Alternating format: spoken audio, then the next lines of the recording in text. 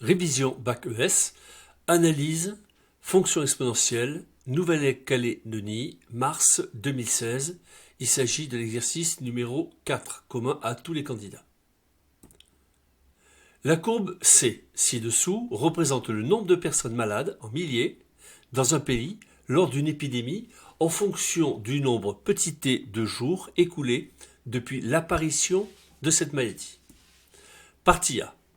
Donc, je vais représenter ici cette courbe, C. Alors, en milliers et T, ici en jours.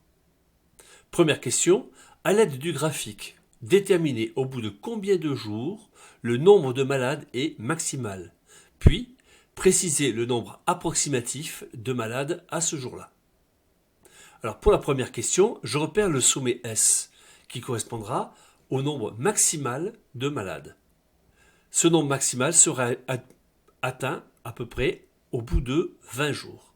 Donc le nombre de malades est maximal au bout de 20 jours. Maintenant, si je regarde l'ordonnée de ce point, je peux lire environ 54. Je dirais que c'est au bout de 20 jours que le nombre maximal sera de 54 000. Question numéro 2. Estimez graphiquement le jour où la vitesse de propagation de la maladie est la plus forte. On demande d'expliquer rapidement la démarche utilisée. Je reprends donc mon schéma.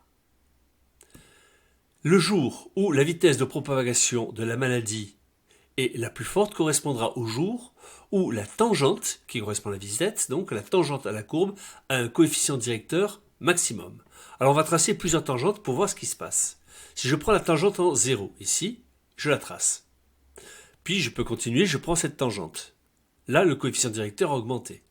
Mais si je poursuis, je vois que le coefficient, c'est-à-dire que la pente de cette tangente diminue. Elle diminue encore ici. Toujours là, la pente devient négative. Conclusion.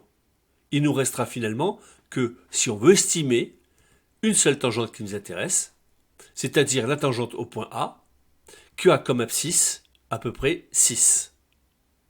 Je pourrais donc dire et conclure que c'est au 6e jour que ma tangente sera maximale, c'est-à-dire c'est au 6e jour que la vitesse de propagation de la maladie sera la plus forte. Partie B. On modélise le nombre de malades en milliers en fonction du temps à l'aide d'une fonction f qui est définie sur l'intervalle 0,60 jours par f de t égale t au carré exponentielle de moins 0,1 t. Où petit t représente le nombre de jours écoulés depuis l'apparition de la maladie. Alors pour étudier les propriétés de cette fonction f, on a utilisé ce qu'on appelle un logiciel de calcul formel qui nous a fourni les résultats suivants. F étant donné, f' de t égale 0,1t facteur de 20 moins t exponentielle de moins 0,1t. Mais de même, f seconde de t sera égal à 0,01 t au carré moins 0,4t plus 2, exponentielle de moins 0,1t. Et ce logiciel nous fournit aussi grand F de t égale, entre parenthèses, moins 0,1 t au carré moins 200t moins 2000, le tout multiplié par exponentielle de moins 0,1t. Alors, on a bien sûr f' qui désigne la dérivée de f seconde c'est sa dérivée seconde, c'est la dérivée de la dérivée, et grand F c'est une primitive de petit f. La première question, on demande de montrer le résultat suivant, c'est-à-dire montrer que f' de t est bien égal à 0,1t, facteur de 20 moins t, exponentielle de moins 0,1t. Alors pour le vérifier, il suffit de calculer la dérivée de la fonction f.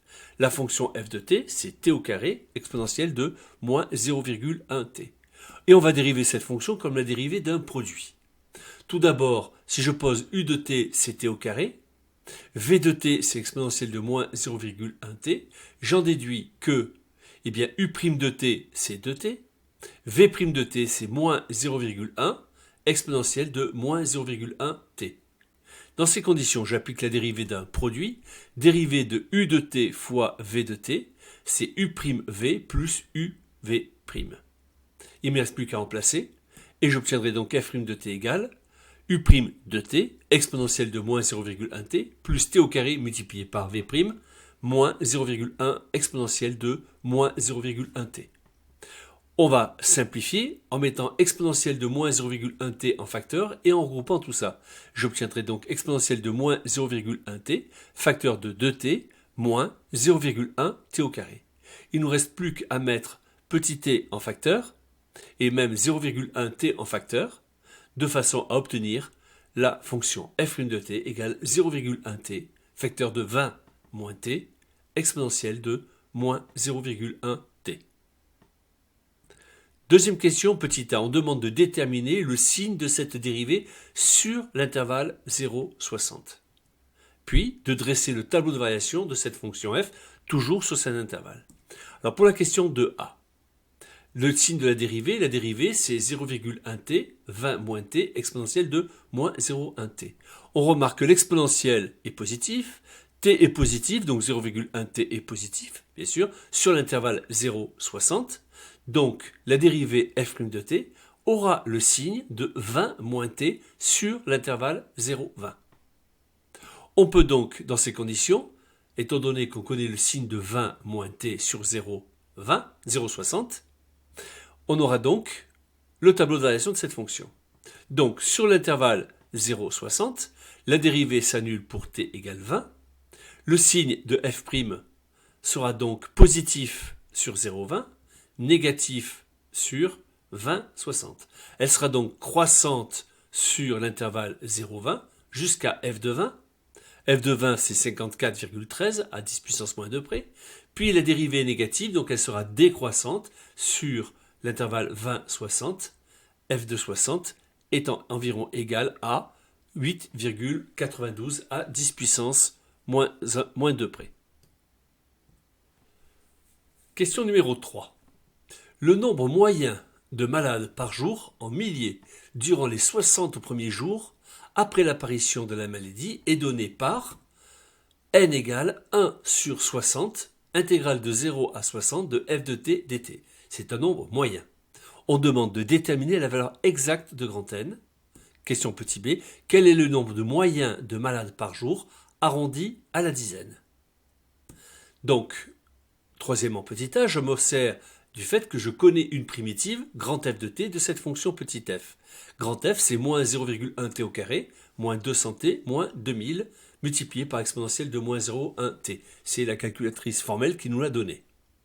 On sait que ceci, c'est une primitive de petit f, je peux donc calculer grand n. Grand n sera donc égal à 1 sur 60, variation de grand f entre 0 et 60. C'est-à-dire que grand N sera égal à 1 sur 60, grand F de 60 moins grand F de 0. Or, grand F de 60, c'est moins 5000 exponentielle de moins 6.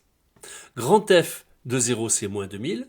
Il suffit de remplacer, j'obtiendrai grand N égale 1 sur 60, multiplié par moins 5000 exponentielle de moins 0,6 plus 2000.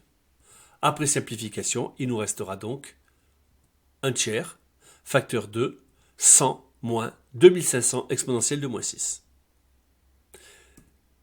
Petit b, on peut donner une valeur approximative donc de ce nombre grand N. Grand N sera égal à 31,268, ceci en milliers. Donc, si c'est en milliers, je peux multiplier par 1000, et je pourrais dire que le nombre moyen de malades par jour, arrondi à la dizaine, est de 31 270.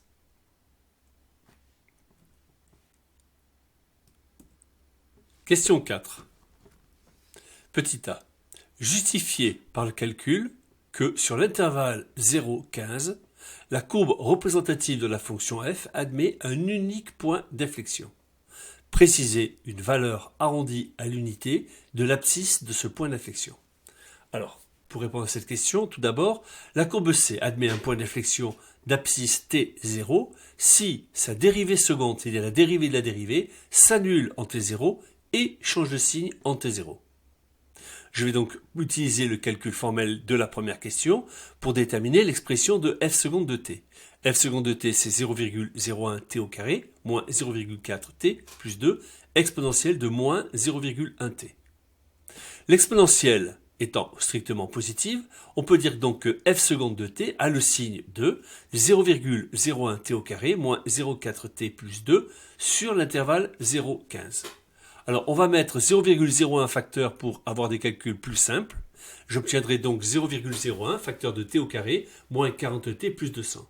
Je vais étudier donc le signe de cette expression sur l'intervalle 0,15. On peut calculer le discriminant. J'obtiens 800 qui est un nombre positif. On a donc deux solutions réelles. T1, c'est-à-dire moins b moins racine de delta sur 2a, et T2, c'est moins b plus racine de delta sur 2a. C'est-à-dire que pour T1, je vais obtenir 40 moins 20 racine de 2 sur 2, ou encore 20 plus 10 racine de 2. Pour T2, je vais obtenir 40 plus 20 racine de 2 sur 2, c'est-à-dire 20 plus 10 racine de 2.